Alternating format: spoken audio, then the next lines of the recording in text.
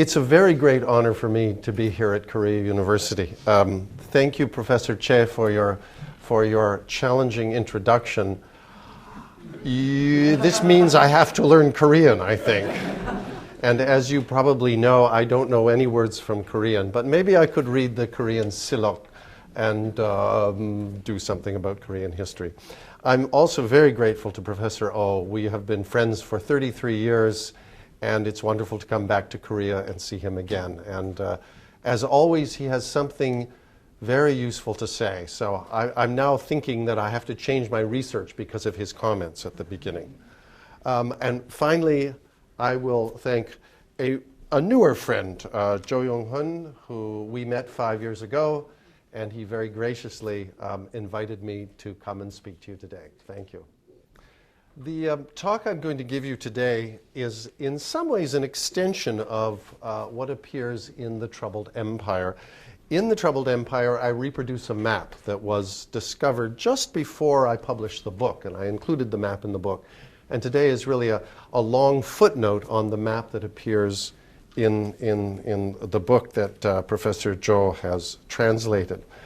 But I thought perhaps I should give you some background to my interest in the map before I actually talk to you about the map. I'm a historian of China, but China is not the limit of my interest. When I went to university, when I was the age of the students here, I actually studied English literature. I did not study Chinese history. And I favored the literature of the 17th century. And the pleasure of this topic is that, in fact, it brings me back, as you'll see in my talk today. My talk is partly about China, but it's mostly about the larger world in the 17th century, and it will take us eventually, at the end of my talk, it will take us to England in the 17th century. So the progress of the talk will, in some ways, I'm going backwards in my own biography from China back to England. So we begin in Oxford. I was teaching in Oxford in 2008. And a librarian there pulled out a map that the only thing that we knew about it was that it was a map of China, and he suggested that I should come and see it. So the story that I'm going to tell you today begins in Oxford when the map was discovered, and we will return to Oxford at the end of the talk. This is what the map looked like when it was found in the library. It's a very large map. The map is about as tall as this screen and almost as wide as the picture. So it's a very large wall map and in terrible condition. It had been rolled up, the paint was flaking, the paper was cracking. It was in terrible condition. And so it took 6 months for the restoration staff to restore the map to good condition. The librarian at the Bodleian Library in Oxford asked me, is it worth restoring this map? And I said, absolutely, because this map doesn't change Chinese history, but it deepens and enlarges Chinese history in some wonderfully surprising ways. The map was restored by Robert Minty on the left, who is the chief conservator of the Bodleian Library, and Keisuke Sugiyama, who is a Japanese paper restorer and the conservator of Japanese paintings at the British Museum. And together they spent, as I said, about half a year working on the map to relax the map and then to take the paper off the backing and to remount it on new Japanese paper. This is the map once it was restored. And I'm afraid the image is not very strong, but I think you can pretty quickly see what it is a map of. Here is a transcription of the map on the left showing you what is represented in the original map. So as you can see, this is China. You see the Great Wall as drawn across the top of China. There's Korea. There's a funny Japan, the Philippines, Vietnam, Laos, Southeast Asia, Sumatra and Java, and the island of Borneo. So you can see it there transcribed on the left. Now, you can see that the map is remarkably accurate. I had a geography student georeference the map, which is a process by which you correlate positions on a historical map with positions as we understand them today. And by sort of breaking the map apart a little bit, she was able to show that the correlation between this image of East Asia in 1608 and our image of East Asia today, it's pretty close. It's pretty good. But for me, this was not the end of the, this was the beginning, excuse me, this was the beginning of the problem. This was not the end of the problem. Because I could have said, oh, it's quite accurate, and therefore this is a good Chinese map, and that ends the story. But no, for me, the problem is, why does it look like this? Because it shouldn't look like this. In fact, the first time I saw the map, I thought perhaps it was a forgery. Because there is a big market for forged Chinese maps at the moment. Now, why did I think that? It's because this is how a map of China should look at the end of the Ming Dynasty. This is called the White Map. It was also in the Bodleian Library. It was deposited in 1684. It was given by Captain White, who worked for the East India Company. It's a printed map. It's a very long scroll. I've enlarged it a little bit, but it's a very long scroll as high as the ceiling going down to the floor. It's a pair of maps. One is a map of the heavens. The other one is a map of the earth. And this is the map of the earth. And it represents China as we expect it to appear. It's important to point out that while we think this is a map of China, and China occupies about 90% of the map, in fact, it is intended to be a map of the world. Because you have Korea here. You have, here's Japan. Here's Okinawa, Vietnam, India. So it's in fact a map of the world. But when you, I have one other map. This is another map from this same period, from the late Ming Dynasty. Again, you see China. It's this big square mass with the Great Wall along the top. But you still have, you have Korea and you have Japan and, let's see, you have Thailand. And what else do you have? Well, maybe, oh, no, you have India over here, the Kunlun Mountains. So it's a map of China in which China is the most important thing. So this is why the Selden map, as it is known, I'll explain the name later on. This is why the Selden map was so wrong to me, because this is how Chinese. It's not that the Chinese didn't see the rest of the world, but they drew it in a certain way. And so the Selden map did not conform at all to Chinese mapping conventions. So the question becomes, why did the map maker make it this way? And to explain his technique, I'm going to use this section of the map. So here it is blown up. It's the Taiwan Strait. Here's Taiwan. Let's see, Quanzhou, Zhangzhou, there's Guangdong Canton, all the way up to, well, Zhejiang, the city of Hangzhou. So we're looking at the eastern coast of China with out to Taiwan and then the northern part of the Philippines.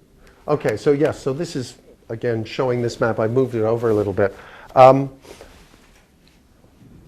As I looked over the map, I discovered that there were lines drawn all over the map. And I'll explain these lines in a moment. But the lines created a network that fills the whole South China Sea. But in the network, there is one dot. The dot is right there. And the dot is off either Quanzhou and Zhangzhou. It's difficult to say which is more important. But it is easy to say that the dot marks the point from which Chinese merchants sailed abroad to the rest of East Asia. What I want to focus on and what I was able to use to understand the map was this series of lines. So starting here at Quanzhou and Zhangzhou, going south past Guangdong, it goes all the way down, it goes to Hanoi and eventually goes all the way down to Singapore. The same set of lines go all the way up to Japan. So what does this mean? Well, to understand the characters, and this may be familiar to some of you, we have to go to the Chinese compass. Can I ask, are Koreans familiar with the characters used for the traditional compass, or is this unfamiliar to you? So there is a broad familiarity with reading the compass. All right, well, south is, of course, Wu, north is Zi, and there's a series of 24 characters in the compass. So when you correlate the compass with these two positions, you see that Gun and Yin are at this point of the compass, Shun and Kun are at this point, and that they are combined in those two readings along the coast. Each of these positions, if we convert it into the international system of degrees, this is 45 degrees, this is 60, 225 degrees, and 240 degrees, and that when they are combined, they mark these two positions 52.5 degrees and 232.5 degrees. So, why is this interesting?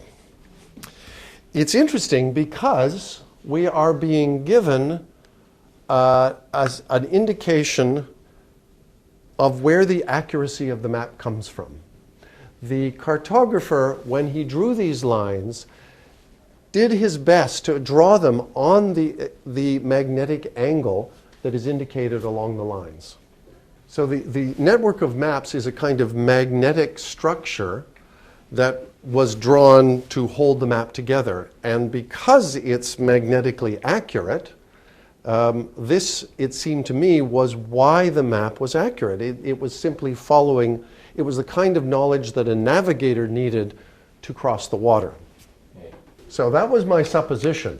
And we got proof of this during the restoration process, because part of the process was to remove the map from the cloth backing to which it had been attached. And this is a photograph of Robert Minty and his assistants, Marinita Stiglitz, removing the cloth from the original map has been turned upside down, it's lying flat, and the cloth backing is being pulled off it. For the conservators, this was the most terrible moment in the entire process, because they were afraid that when they lifted the cloth off, the map would disintegrate into a million little pieces. But in fact, the paper quality was so good that when they took the backing off, the map stayed perfectly intact underneath. This is where the surprise then came, because after they took the backing off, they found there were marks on the back of the map. I won't show you all the marks, I'm just going to show you one particular set of marks, and it's a series of lines going diagonally across the back of the paper. Now, you probably already recognize these lines, because if we turn the map over, it's the same set of lines on the other side. The best I can guess from this is that the cartographer first drew a series of lines on the back of the map. Perhaps he was experimenting, perhaps he didn't quite like what he did, so after drawing those lines, he turned the paper over and he then drew them again on the other side. So, why is this important? Well, if we go back to the previous, to the back of the map, we don't see any landforms on this map. We only see lines. This has led me to conclude that he drew the map by drawing the lines first. And after he'd drawn the route lines across the oceans, then he filled in the land around the routes. So unlike, I think if I asked you all to draw a map of sailing routes in East Asia, you would draw the land masses, and then you would draw the lines connecting the ports. But he'd use the opposite order. He drew the lines first, and then he filled in the land masses. This is why I'm calling the talk Mapping from the Water, because he's working from the water to the land. So this then led me to ask, what does it mean to map from the water? Well, if we look at Chinese coastal maps of the 16th century, most of them are drawn like this map, which comes from the Chouhai Tubian, which was a large compilation of information about coastal defense produced in the 1560s. And the significant thing about the map, if you look at the design, is that the land is on the bottom and the water is on the top. That is, you are standing on the land and you are looking out into the water. So my research problem was, could I find maps that were drawn the other way, in which you stood at the water and looked at the land? And it turns out those maps also exist. I'm sorry the captions got blocked out here. You would be able to read that this map is taken from the Wu Bei Zhi. This is a compilation produced about 1621 in which the compiler has included maps from the Zhenghe expeditions from the 15th century. So here in this map, we are out in the water looking towards the land, and this is the route that Zhenghe's fleet took as it sailed down the Chinese coast. And in fact, we're on a similar place as the section I showed you in the Selden map, because you see here's Wenzhou Wei, Rui'an. These are sites along the coast of Zhejiang. These are not terrifically accurate maps, but they are reasonably accurate. There is an attempt to use the information that the Zhenghe fleets used for sailing purposes to create not really a cartographically accurate map, but a record of where the ships sailed. I'll just show you two more from the Wu Bei Zhi of the Zhenghe voyages. This is up the Strait of Malacca. Here's the Malaysian peninsula. This is the island of Sumatra. These are showing the routes of the ships into Malacca and out towards the Indian Ocean. And this is famously the last map in the series. It shows, this is the Indian Ocean, this is the west coast of India, showing routes that take you up to Saudi Arabia. Here is Aden on the south coast of Saudi Arabia, and then the coast of Africa down below, as showing the routes the ships took. So these are very evidently maps drawn from the water. Chinese sailors didn't get onto the land to draw what the routes looked like from the land. They were making their maps from ships. And so this is very much a water-based, thank you. This is very much a water-based view of travel in the Indian Ocean. Well, these are not real maps in the sense that if you wouldn't want to get in a boat and sail across the Indian Ocean with this as your map. So they're not there to get you anywhere. They are there to provide a record of where you traveled. Well, why did I think this might be interesting? It's because on the Selden map, over there on the left-hand side, there is a colophon. There is an inscription written on the map, which I have blown up here. I should tell you, first of all, that this colophon sits here beside a place called Guli, Guli Guo. Guli in Chinese is Calicut. So this is has become the west coast of India for the cartographer. This then is the inscription, which I've copied out. So you see that you get three route descriptions. The first one says from Calicut to Aden, so you're crossing the Sea of Arabia. You go northwest, and you travel 185 watches. The next one says from Calicut going to Jafar, also on the south coast of Saudi Arabia. You go northwest and you go 150 watches. And the third one is a much more complicated description of the route that gets you to Hormuz at the mouth of the Persian Gulf. So this information tells me that the cartographer had access to information from the Zhenghe voyages, because his map ends basically at the end of the Strait of Malacca. He doesn't go into the Indian Ocean, but he's nonetheless included this information so that in the future, if some Chinese ship were to go into the Indian Ocean, you would have directions that would get you to Arabia. Nonetheless, we still have a problem of design. That is, he may have found information about the Zhenghe voyages, but visually his map bears no relationship to the maps left over from the Zhenghe trip. So to think about where he got his design from, I want to go back to the compass. And you'll see with the compass, there is also a ruler, which when I tried the ruler against the routes, I was able to determine that each tick of the ruler represented 24 hours travel by water. So then I have to start thinking comparatively. Where else have I seen compasses and rulers? Well, I will give you this map. It's by Piri, an Ottoman cartographer, and it's a map of the Atlantic Ocean. in which he has used 2 compasses and 2 rulers. Now, this is called a Portolan chart, and it's a chart that Europeans were making in the 15th, 16th, early 17th centuries. These were charts designed to help navigators sail across open water. I'm not an expert on Portolan charts, so it's a little difficult for me to explain how this was done. But the basic idea is that the cartographer would randomly choose 8 points in a circle. He would put a compass in each of those 8 points, and then he would draw either 8 or 16 lines radiating out from every one of these circles. So here you see 2 of the points. Well, actually, you've got a small point here too. You've got 3 of the points that Peary would have drawn to create his map of the Atlantic Ocean. At this point, what European cartographers did not have a set grid of latitude and longitude. They worked with these compasses. So, for example, if you want to draw this island, you triangulate. You've got one line coming from that compass. You've got one line coming from this compass, another one here, and then by triangulating, you're able to locate the island in the middle of the ocean.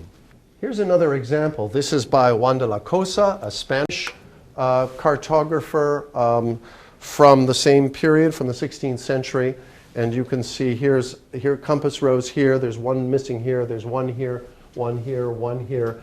And again, he uses these roses to create a network of lines within which he is able to draw the land. So it's a case of mapping from the water. So, did the Chinese map maker, was he copying European maps?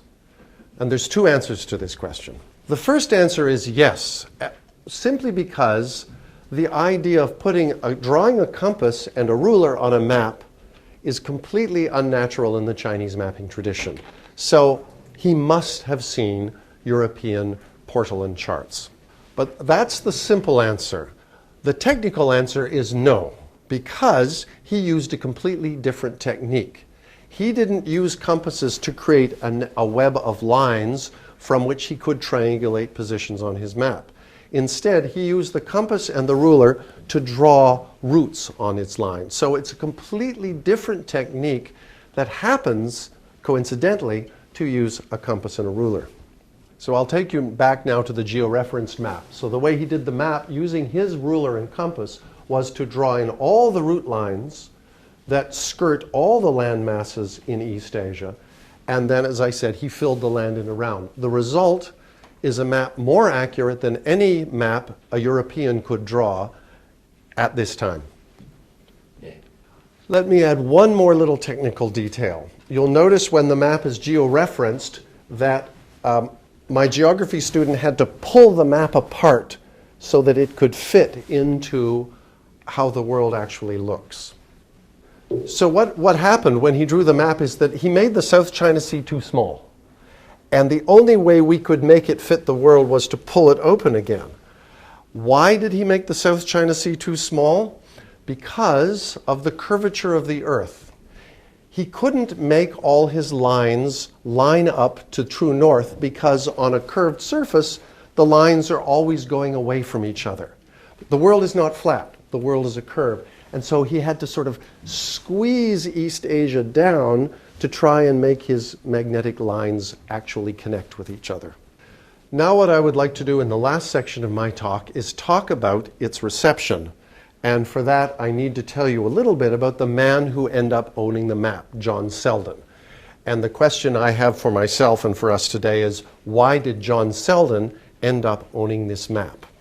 And I should say that when he died in 1654, he donated the map to the Bodleian Library at Oxford.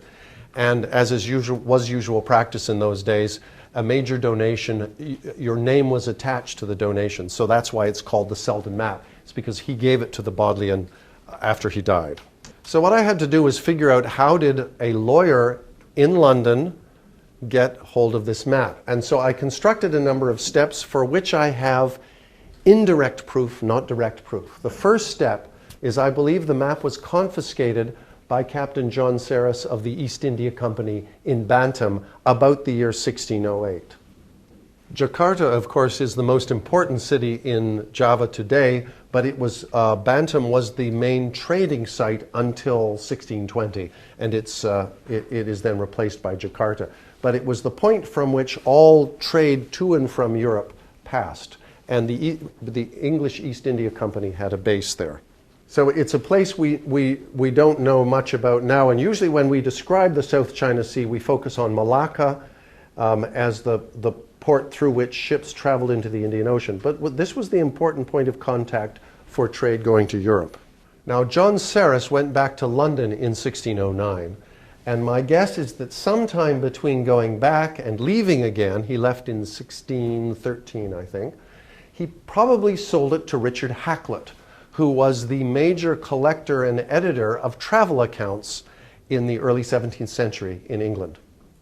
Now, after Hakluyt died, much of his collection was purchased by Samuel Purkis, who replaced him as the most important publisher of travelers' tales in the 1610s and 1620s. Now, it so happens that Samuel Purkis and John Selden were friends. In fact, John Selden wrote material for Purkis's publications, and Purkis was particularly interested in China. He publishes 2 maps of China. These are published about 1625. So these are the first images that English people have of what China looks like. What's interesting for us after you've seen the white map is that you see that Purkis's map of China, Purkis thought this was a much more accurate map of China than that one. And it's very like the traditional Chinese conception of the world seen from China's point of view. The map on the left he got from a Dutch publisher. It's also based on Chinese originals, but Purkis suspected that Europeans had made a mess of that map, and he was very proud of the fact that he included a real Chinese map. Now, nobody in England at this time knew any Chinese, so he left the title, Huang Ming Yi Tong Fang Yu Bei Lan. Yeah, and he didn't quite know how to read it, so he put the map of China in between all the Chinese characters. But unfortunately, he took off all the other Chinese, and the original of this map no longer survives. It's unfortunate. Now, Purkis did not include the Selden map in his book. That may be because, 1, he didn't have it, or 2, the map was just too big for him to reproduce in his book. At any rate, I have assumed that Purkis had the map. Purkis dies in 1626, and then John Selden acquires part of Purkis's library later on, and that, I think, is how he got the map. Now I need to just tell you a few things about John Selden. Here he is with the map. John Selden was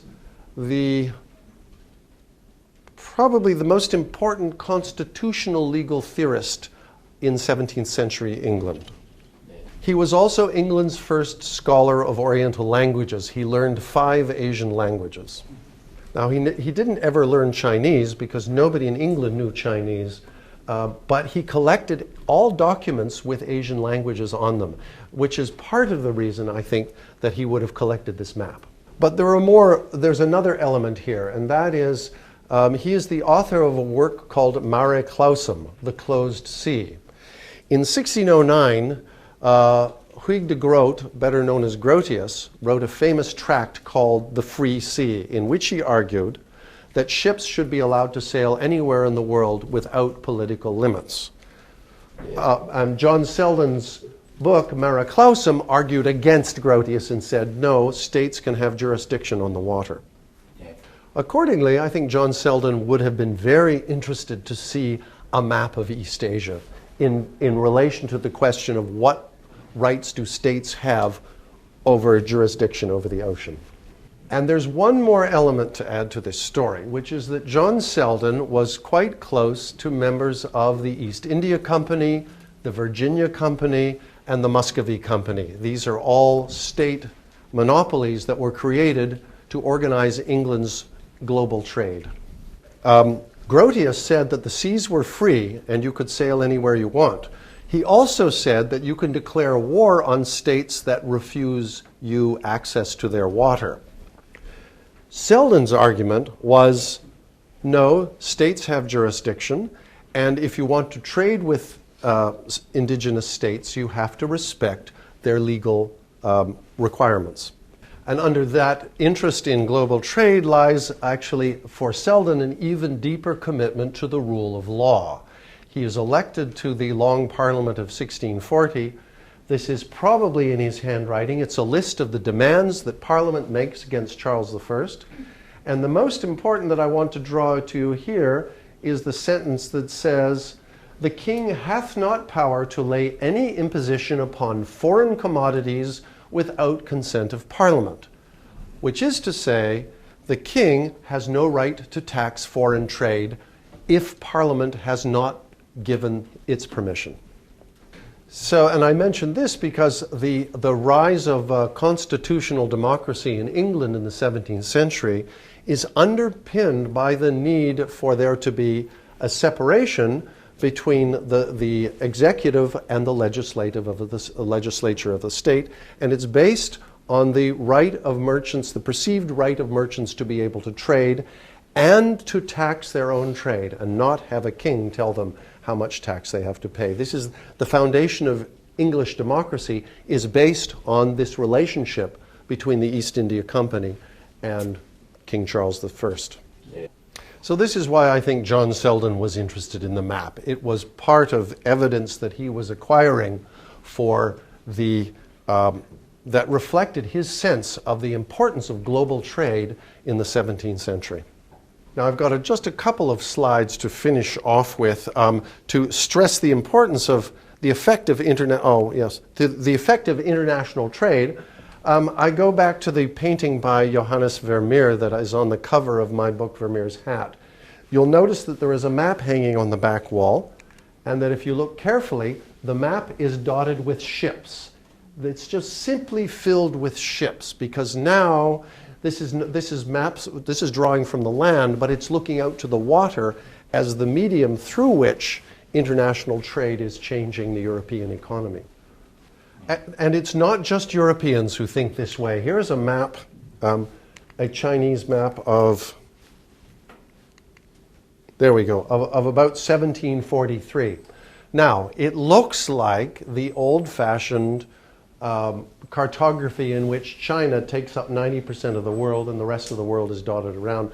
But this map is already showing that global trade has changed China's perception of itself, because among other things, you now have an Atlantic Ocean and an Arctic Ocean that has appeared.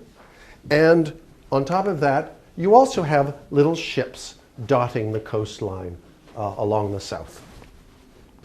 And I'm going to just finally show you this bowl, which I found in the Asian Art Museum in San Francisco. It's made in Zhangzhou about the time that the Selden map was made. And it's a wonderful hybrid of European and Chinese motifs. There's the Chinese compass in the middle, of course, but coming out of the Chinese compass are European lines, portolan lines. Now that compass and those lines don't fit together. But for the man who decorated this bowl, he thought, we're going to describe the maritime world. So I'll put in some European elements, I'll put in some Chinese elements, I'll mix them all together. So let me get back to the title of my talk, or the subtitle of my talk, Recentering World Trade in the 17th Century. I'm not sure that world trade yet had a center, but it had it's like if a wheel has a center, a kind of a central, a center that out of which spokes run, then I think if there was a center of world trade in this period, it's probably the South China Sea. So world trade is not centered on Europe. It's not centered on Peru, although the flow of silver, as Professor O has pointed out, was the financial instrument that allowed trade to happen very well. It's also not centered in China particularly, although China was producing commodities. It's centered here in this great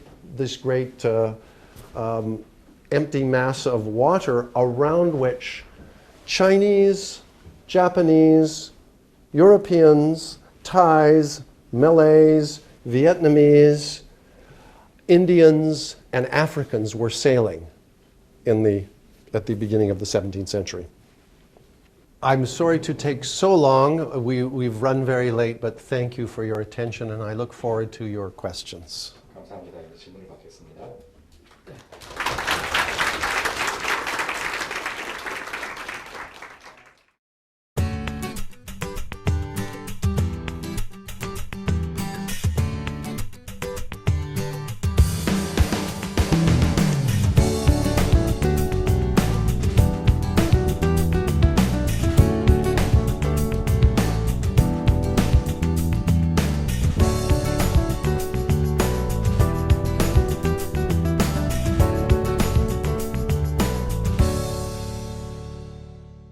It was a great pleasure to give a lecture today at Korea University. I find that my lecture changes depending on the place that I give it. To talk about the Selden map in England is different from talking about it in Canada, and different again from talking about it in Korea, because I think everybody looks at the map from their place in the world. Now, as a Canadian, I'm not on the map. Koreans are, in a sense, on the Selden map, not really, but Korea is there. So Koreans take a particular interest in the map. And it's interesting for me then to respond to the kinds of questions that Korean students ask when I talk about this period in Chinese history.